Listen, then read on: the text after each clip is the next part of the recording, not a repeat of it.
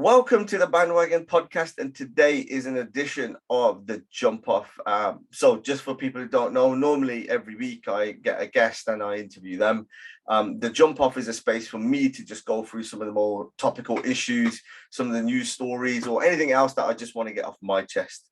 And so hopefully, the last one was very much a sad sort of theme because it was around Sidhu Moosewala's death and just the way that I was feeling at that time. And people reached out to me and said, well, Rick, are you all right? Is everything cool?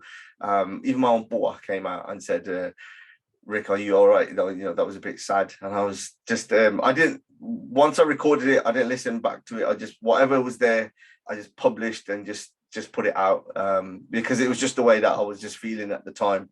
And it was a way to kind of self-medicate, you know, when sometimes it's pretty difficult to just look at a screen and just talk into it if your job's not like that or you're not that way inclined. I just felt I needed to just unload really in terms of what I was feeling. And I did have an interview kind of lined up this week, but something really interesting happened over the last few days, which made me, you know, talk about kind of feedback and compliments and etc. So as you know, like, assuming that you know, again, there goes the ego. You know, this is just a hobby. It's not nothing major. Whatever I put into it is out of my own kind of work. There is no team in this. There's me and just predominantly just pushing this myself, and I do get some support from my friends and stuff where they help out there, but you get quite a lot of comments and it's always been positive. I've been very lucky in what I've been saying. Like, I get quite a lot of support, and then you just get one, and this wasn't even a comment, it was just someone just said, goes, oh, like, oh, you know, your episodes, they're like this, they're like they're whatever they were going into. And I was like, I think the penny just struck at that point, is just that, you know, content is so consumable nowadays with what you look on YouTube or when you go on Instagram, any social media, that somebody can put their time and effort in there and it can just get instantly dismissed. It's just so disposable. Like, no one gives a shit about how much effort that you've put in editing, whatever it is, or whatever. If you're a content creator, this is for mainly that somebody sitting at home or do whatever they're doing can just dismiss it. But to say it to someone's face and stuff like that, that's like, okay, fair enough, I get it. One, are they kind of being genuine in that way or dismissive? And it was just thinking about the amount of times that people, especially who are content creators, you know, have to go through, listen to so much bullshit from other people about, oh, this is going on, oh, that wasn't good, you need to do this, you need to do that. So, oh, that's fine. You know something, I tell you what, why don't you do it and then I'll support you? Because I'm sure the tables will be turned very quickly that way. So this is just a shout out to anyone who's content creating, who's ever just trying their best and having a go. I think that was another point. Many years ago, I would have been very critical on music or something like this, and I raised it with one of my mates, and I just said, oh, why don't you have a go at this? Why don't you try doing that? I think it was about some music or something, and I said, you know, I'm not a big fan of the previous work and his constructive advice. And he turned around and he said, but they're just having a go in it, they're trying. And it was at that point where I had that new thought in my head, that new program, and thinking, you know something, Rick, you know what you were thinking was complete rubbish. It's actually true. They're having a go. And so I've been very conscious, and that's why I had the first part of it of just saying, having a go. It's really important that you have that kind of work ethic, and if it works out, great. If it doesn't, then what can you do? I think I'm probably feeling like this because I get it towards 40 now in October. So anyone listening and they want to send in anything, this is the beg. Only joking. So I'm turning 40, so it's just that I'm getting closer to 60 than I am 20, which is really sad. So it's just the old age. and the greys are getting worse. So if anybody who watches the podcast can see, I'm gradually the bags under my eyes are getting worse, and the hair is getting grayer and grayer. And I think, but it also pulls up a time of where you're poignant in thinking about reflecting on what you're doing. It's a good looking at where you want to move to in life, work, whatever, personal life, circles around you, all the bullshit quotes that you see on Instagram. It's an opportunity to actually pay attention and make sure that you actually have a go. And this was signified by one thing where I realized, Rick, you're turning into a fucking old bastard, which was last week when we had the super hot weather.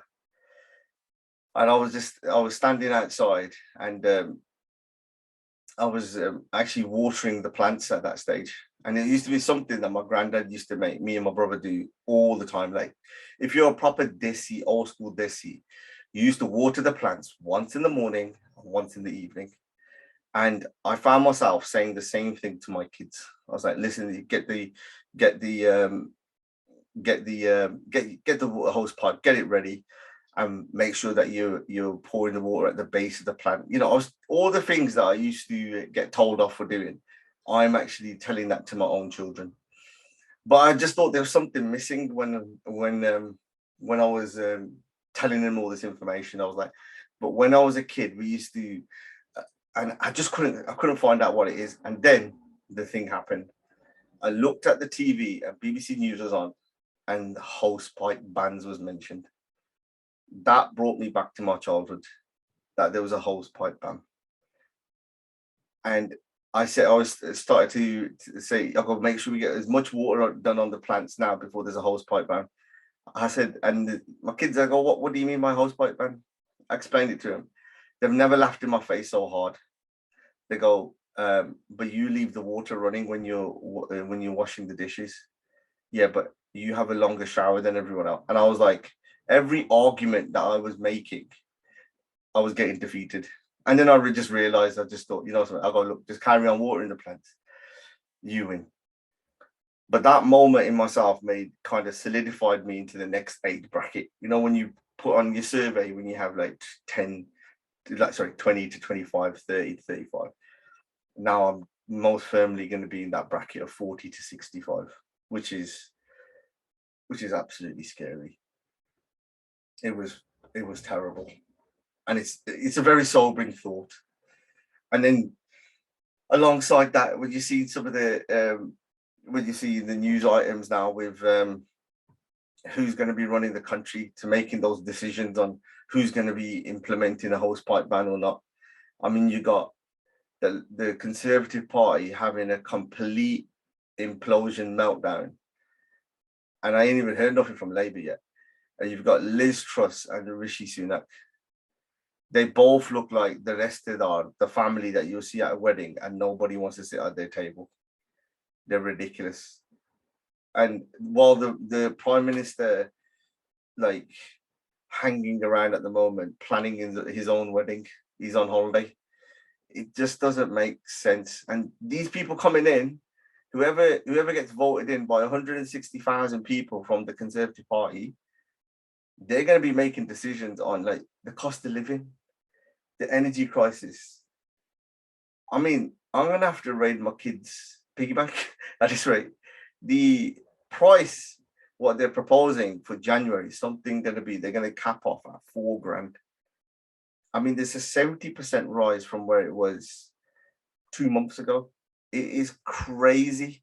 And we're going to be coming into times of kind of where people are going to be making those decisions around heating or eating. I'll say that again, heating or eating. And I think as a community, as the way that we are individuals, I think we're going to have to check ourselves basically and help out, because there are people that we know who have pride, who don't want to ask for help, will be very conscious of any kind of stigma around it, that we need to be there to help and support. I mean, it's absolutely ridiculous. I think BP come out with something they treble their profits. I mean, how the hell does that work? that someone has that much money, yet is on the consumer, putting so much pressure on the consumer to go and spend money. I mean, you got to make a decision whether, like, I'm a bit blatant. Like, I can't. Sometimes I have to say, I have to check the petrol whether I'm going to go somewhere. Is it really worth it? And truth be told, and people are going to say it's coming up to wedding season, it's coming up to all these functions, and people are like, is that person really going to be worth it? Me putting some petrol in. And there's some harsh people out there, man. If your wedding ain't right, if the catering ain't right, if the entertainment ain't right, people ain't going to come. So there's a lot of pressure on that as well. It's all interrelated, and everything that you kind of you're thinking about is crazy. Also, since the last jump off, it feels like the world's gone backwards. You've had like abortion rights in America going crazy, and all those arguments starting to filter to come over into the UK. So I won't go into that. I've got a guest coming up later on in the next few episodes, maybe, to kind of go into that a little bit with more discussion. Another thing, Batgirl has just been cancelled. This is exclusive news, by the way. So in Batgirl, there was going to be Michael Keaton was going to come back as an old Batman, and the DC universe was really excited about it, and it's just been cancelled.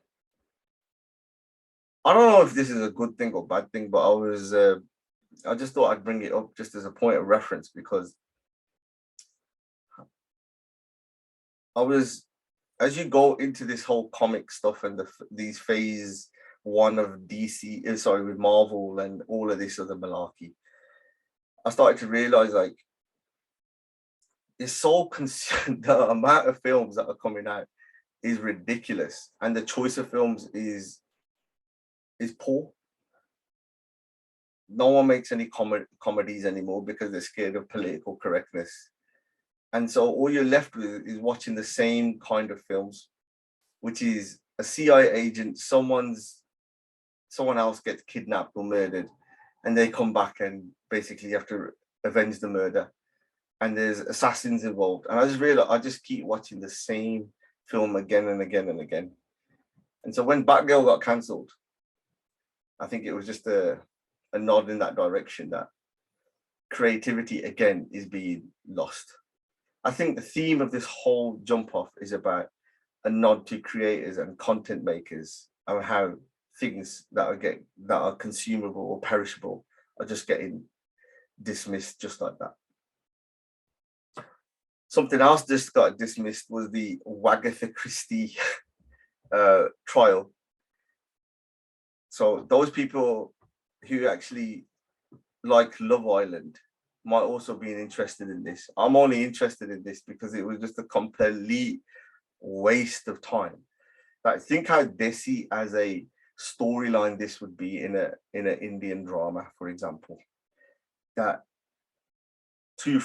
one friend sets the other one up by leaking information out, and then she gets revenge by limiting her social media profiles just to check that it's this one friend who's leaking the information out, and it was actually true, and then publicly exposing it. I mean, you couldn't write it up. I mean, it happens every week at a wedding, or it happens at a family drama, but to see it so publicly, and then something like £3 million on the libel case, and now Rooney's missus, Colleen, is threatening to take libel against her, Rebecca Vardy, now, and do a retrial of it. I mean, there is this film producer as we speak, writing this down and getting it all boxed off. I mean, that's the level of entertainment that we've got today, that we got to watch kind of like court case proceedings to see, to get the level of entertainment, especially now Neighbours is gone. That was emotional. So emotional, I didn't even bother watching it. You don't want to ruin the memories that you had. I mean, being honest, half of them I didn't even recognize who they were, and pretended I knew who they were. You know when you have to lie to yourself, oh yeah, I remember that's that geezer, and you're like, actually I don't remember him at all. So slowly parts of your childhood are kind of wearing away now. And this is again going back to the old age thing. And then that used to be, I mean, when Neighbours, when that used to be on at its peak, used to be during uni and then any kind of school holiday. And school holidays themselves is a bit of a problem now. The kids are on holiday. And it's pretty sad, man. I went to go and say, play with the kids and say, let's have a pillow fight. My kids didn't know what a pillow fight is. They're not even used to, they're just used to screens, YouTube, conversation, play games. But a pillow fight, it's like, it's seen as barbaric. Especially if you get, the worst one was as a kid, if you had a really good pillow, big solid one, and you catch the corner of it into your cousin's eye. I mean, someone was getting a slap that day if that ever happened. But yeah, the lost art of having a pillow fight is gone forever. And I think it's sad.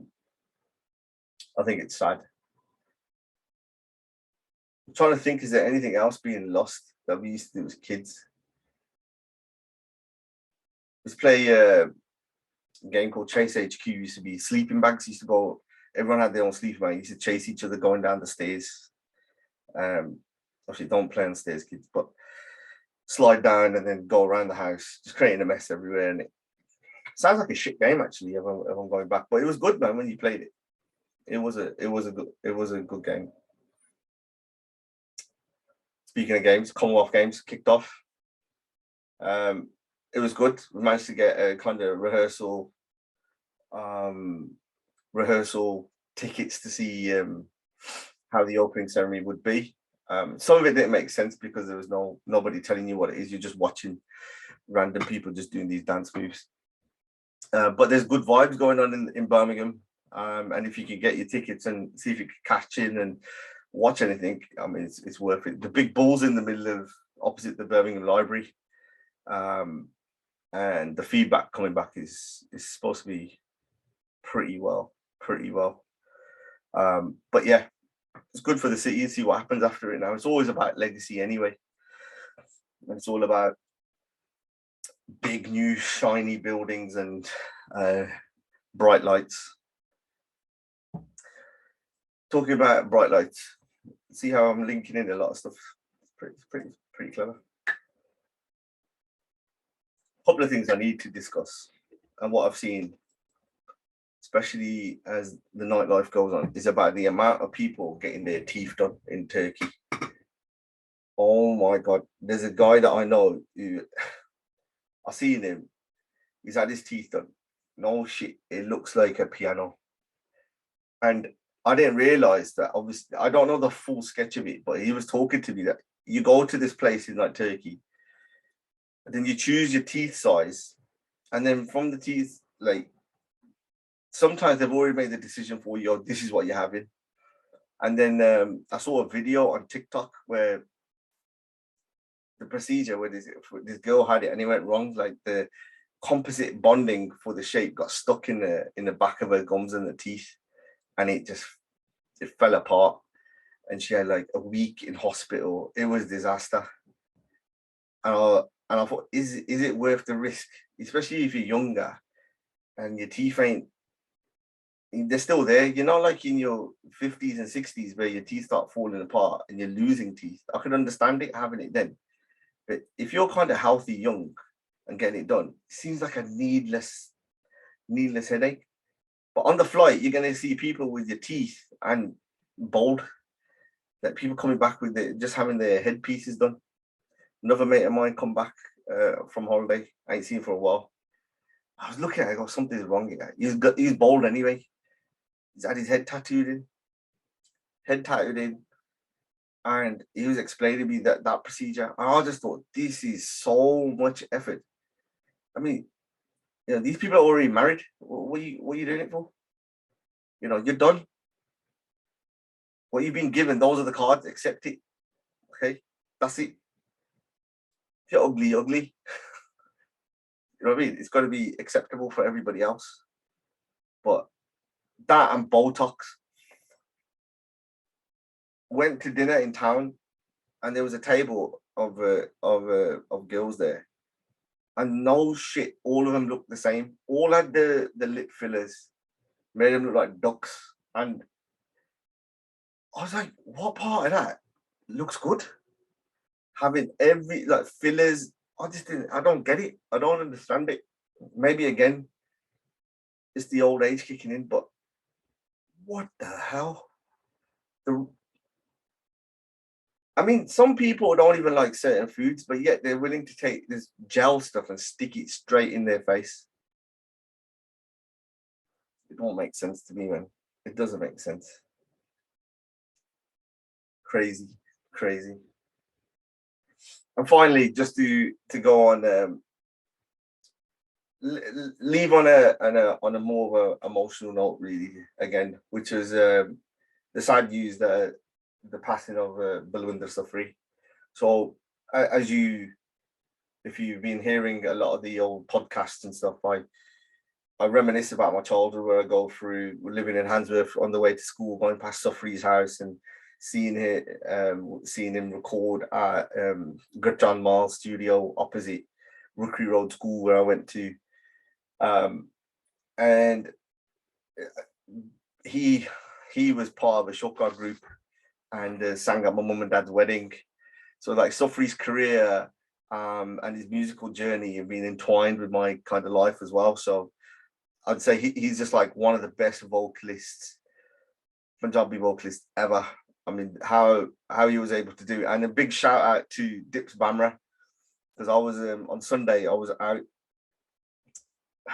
at a suit shopping with the family, and I was listening to his show, and the way he got the pitch of and the tone and the mood so right in terms of the celebrating his life and being emotionally about it as well, and playing songs was just fantastic. And a big shout out to him and his team, who did really well putting that whole program together. But again, Safri, seeing him as a kid growing up, and then my first dole gig that I ever played with was at Victoria Palace in Smethwick in the UK, in Birmingham, and I was playing with Apra Bhajan, and Apra Bhajan was kind of doing the I've had him on the show, as you know. He does he was filming, doing the DJing, and me and Jesh were Dollies at the time, so it was my first gig I ever did, and I was very lucky to just play along. So he had a band there anyway, and he came out, and we were just put on the sides, and just I think we were getting told off because we were playing too loud as well, because obviously there was a band there, but we were just playing alongside. And I had a photo, and I've lost the photo. I can't find the photo. It's just it's gone. But it was. I'll never forget that. Never forget that at all. So I've always been a massive Safri fan, and it was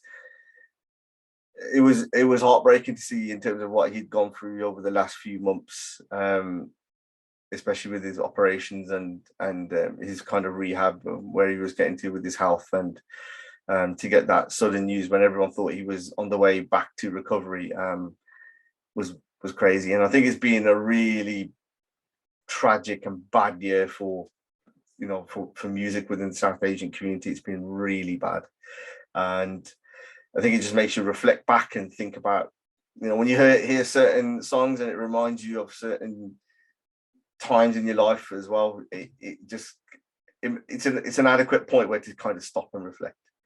But yeah, I wanted to close out with the condolences to his family and all of his friends and everyone who knew him much closer. So I think over the next few episodes, whenever it is, when it does happen, because I'm a bit knackered, I might just take a couple of weeks or a few weeks break on the podcast. Still active and stuff and that, but it's relentless doing this all the time. And I think sometimes you gotta step back a little bit, and just kind of work on a few things. So hopefully come back with a bit of a revamp as well. I'm still working towards getting a studio sorted out, but we'll see how it goes as well. But yeah, thanks. Catch up with everyone soon, and see you on the bandwagon in the near future.